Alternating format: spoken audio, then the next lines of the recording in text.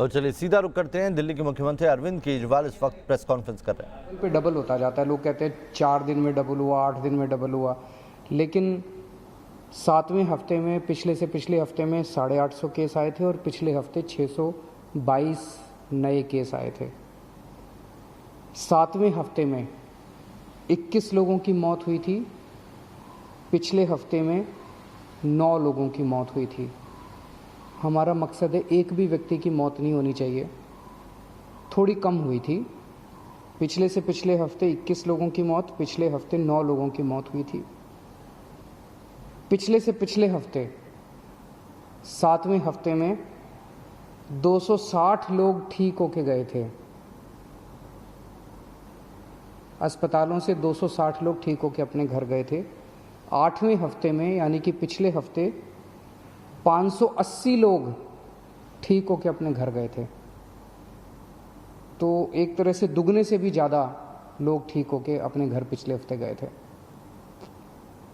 तो अगर हम ये देखें कि जितने लोग नए आए थे बीमार होके और जितने लोग ठीक होके गए, अगर नेट देखें तो एक तरह से 566 लोग पिछले से पिछले हफ्ते हमारे अस्पतालों में नेट आए थे और पिछले हफ्ते केवल 34 लोग आए थे नेट।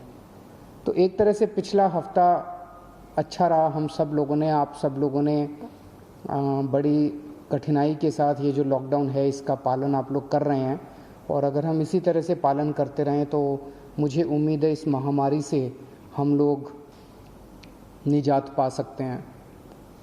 पिछले हफ्ते रविवार को जब मैं आपके सामने आया था, मैंने कहा था कि अभी हम लोगों ने तय किया है कि लॉकडाउन एज इट इज़ जारी रहेगा, कोई रियायत नहीं दी जाएगी, और 27 तारीख को हम लोग इस पे दोबारा निर्णय लेंगे कि लॉकडाउन को जारी, इसमें कुछ रियायत देनी है कि नहीं देनी है। तो एक ही रियायत आज हम दे रहे हैं, वो ये कि परसों रात को केंद्र सरकार ने कुछ तरह की दुकानें खोलने का निर्णय लिया है। उस केंद्र सरकार के आदेश को हम दिल्ली में भी लागू कर रहे हैं। ये आदेश क्या है ये मैं आपकी जानकारी के लिए बता दूं। जो एसेंशियल सर्विसेज की दुकानें थी, दवाई की दुकान, किराने की दुकान, खाने पीने की दुकान, सब्जियों की, फ्रूट्स की दुकान, दूध की सर्विसेज, वो जो एसेंशियल सर्विसेज हैं वो तो जारी रहेंगी, उसको कोई छेड़ नहीं रहा, वो एज इट इज़ जारी रहेंगी, वो खुली रहेंगी, वो सप्लाई होती रहेंगी। इसके अलावा कोई मार्केट नहीं खोले जाएंगे, कोई डीडीए मार्केट नहीं खुलेगा, कोई ये मार्केट वो मार्केट, कोई मार्केट नहीं खुलेंगे, कोई शॉपिंग मॉल नहीं खुलेंगे, कोई मार्केट कॉम्प्लेक्स नहीं खुलेंगे। लेकिन जो रेजिडेंशियल एरियाज़ में इक्की दुक्की दुकानें होती हैं, स्टैंड अलोन कोई दुकान है, नेबरहुड की कोई दुकान है, इक्की दुक्की इस तरह की जो दुकानें हैं, उनको खोलने की इजाज़त केंद्र सरकार ने दी है। उन इक्की दुक्की दुकानें जो नेबरहुड में है, स्टैंड अलोन हैं, रेजिडेंशियल एरियाज़ में हैं, उन दुकानों को जो केंद्र सरकार ने इजाज़त दी है वो दुकानें दिल्ली में भी खोली जाएंगी। कोई मैं फिर से बता दूं, कोई मार्केट नहीं खुलेंगे, कोई मार्केट कॉम्प्लेक्स नहीं खुलेंगे, कोई शॉपिंग मॉल्स नहीं खुलेंगे। लेकिन कंटेनमेंट एरिया में वो भी नहीं खुलेगी जो इक्की दुक्की दुकानें मैं बात कर रहा हूँ। कंटेनमेंट एरिया वो एरिया है जहाँ पे हम लोगों ने सख्ती की हुई है, सील किया हुआ उन एरियाज़ को जहाँ पे कोरोना के ज़्यादा केसेस निकल के आ रहे हैं। उन एरियाज़ में किसी भी किस्म की दुकान को खोलने की कोई इजाज़त नहीं रहेगी। इसके अलावा अगला एक और हफ्ता, ये जो एक ऑर्डर आया है परसों केंद्र सरकार का, इसके अलावा और कोई कुछ खोलने की हम इजाज़त अगले एक हफ्ते तक, 3 मई तक और नहीं दे रहे। 3 महीने तक यथावत इसी तरह से जो रेस्ट्रिक्शंस हैं वो जारी रहेंगी। ये हमारे लिए बहुत कठिनाई का समय है। बड़ी कठिनाई से पिछले एक हफ्ते में आप सब लोगों ने मेहनत करके कोरोना को पे काबू पाया है। हमें इसे जारी रखना है, किसी भी तरह से इसको अब आगे और बढ़ने नहीं देना। 3 मई तक पूरे देश में प्रधानमंत्री जी ने लॉकडाउन का ऐलान किया है। 3 मई के बाद केंद्र सरकार इस पे क्या निर्णय लेती है, उस पे निर्भर करेगा कि हम दिल्ली के अंदर आगे इसको कैसे ले जाते हैं। केंद्र सरकार के निर्णय के बाद हम लोग आगे की अपनी दिशा तय करेंगे। एक अच्छी खबर है, कल मैंने बताया था आप लोगों को प्लाज्मा से अच्छे नतीजे आ रहे हैं। प्लाज्मा के जो अभी तक ट्रायल्स किए गए उसके अच्छे नतीजे आ रहे हैं। एक मरीज़ के ऊपर मैं खुद नज़र रख रहा हूँ। कल एक मरीज़ थे LNJP में जो कि काफ़ी उनकी नाजुक हालत थी और डॉक्टरों के हिसाब से वो सिंक करते जा रहे थे। उनको प्लाज्मा दिया गया और उनकी तबीयत में काफ़ी अच्छा सुधार हुआ है। आज सुबह तक काफ़ी सुधार हुआ है उनकी तबीयत में। मैं डिटेल्स में नहीं जाऊंगा, डिटेल्स में जाना सही नहीं है, लेकिन उसको देख के हमारा उत्साह बढ़ा है इस प्लाज्मा थेरेपी को लेके कि इतने सीरियस मरीज भी ठीक हो सकते हैं इनसे। मैं उम्मीद करता हूं कि वो पूरी तरह से स्वस्थ होकर अपने घर जाएंगे। अभी तो ICU में ही हैं और मैं एक हमारी कोशिश है कि कोई भी मरीज़ प्लाज्मा का उसकी मौत नहीं होनी चाहिए। किसी की भी मौत होती है तो बहुत दुख होता है। हमारे डॉक्टर्स, सभी अस्पतालों के डॉक्टर्स, नर्सेज पूरी कोशिश करते हैं उन लोगों को बचाने की।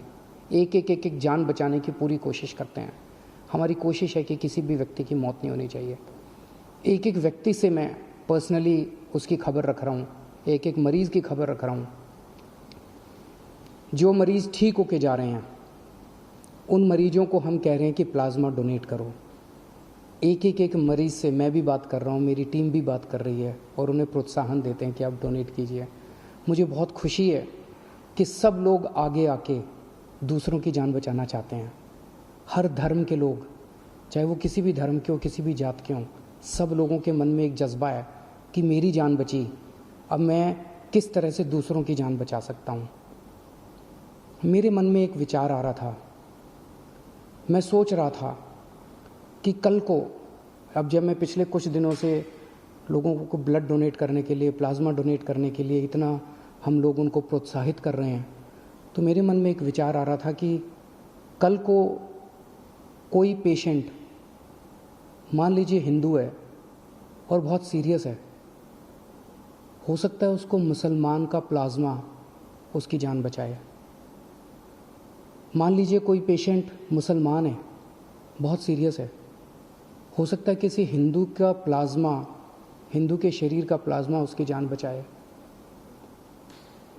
भगवान ने जब धरती बनाई थी तो उसने तो इंसान बनाए थे। हर इंसान की 2 आँखें हैं, एक जैसा शरीर है, लाल रंग का खून है, उसी किस्म का प्लाज्मा है।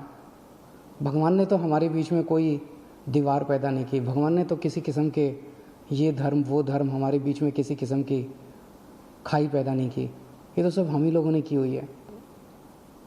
कोरोना होता है तो सबको होता है ना। कोरोना तो हिंदू को भी होता है, कोरोना तो मुसलमान को भी होता है। और आपके शरीर का प्लाज्मा जब बचाता है तो वो हिंदू का प्लाज्मा भी दूसरे को बचाता है, मुसलमान का प्लाज्मा भी बचाता है।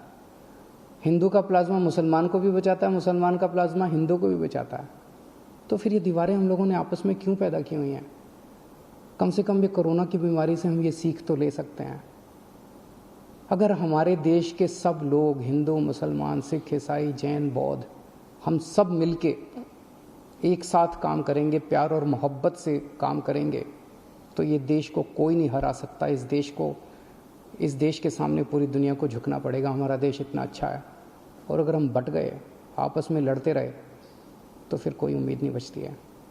तो मुझे लगता है इससे हमें ये सबक लेना चाहिए। अगर आपके मन में कभी भी कोई दुर्भावना आती है किसी दूसरे धर्म के व्यक्ति के प्रति, तो ये सोच लेना कि हो सकता है उसका प्लाज्मा कल को आपके काम आए और आपकी ज़िंदगी बचाए। Thank you.